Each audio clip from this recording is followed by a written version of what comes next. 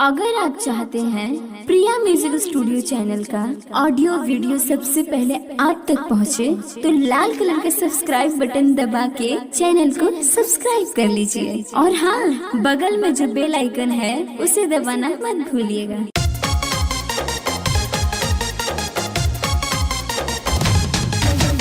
खाना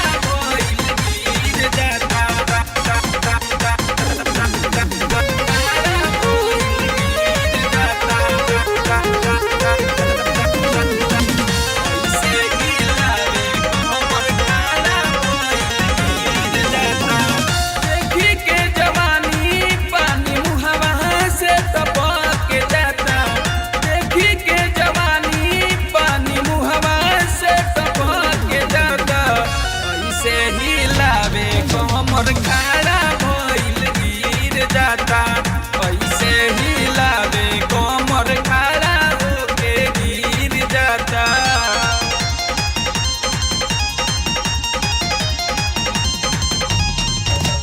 खाना भइल गिर जाता, खाना भइल गिर जाता।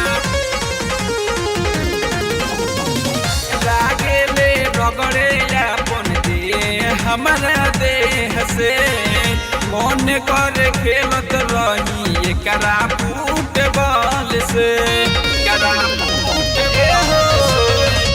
लागे ले रगड़े अपन देह हमारा देह से मन कर खेलत रही एकरा फुटबॉल से। देखी सुगराई एकर माथा मोर सनक के जाता, देखी सुगराई एकर माथा मोर सनक के जाता। ऐसे ही लावे कमर खाड़ा भइल गिर जाता, ऐसे ही लावे कमर खाड़ा भइल गिर जाता।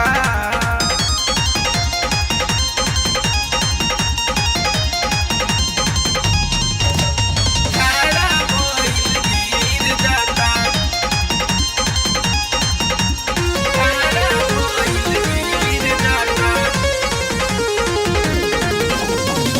हमके ई घाई करे नजरी के तीर से। आज नहीं बच के जाई बेतिया के शेर से, बेतिया के शेर से। हमके ई घाई करे नजरी के तीर से। आज नहीं बच के जाई बेतिया के शेर से।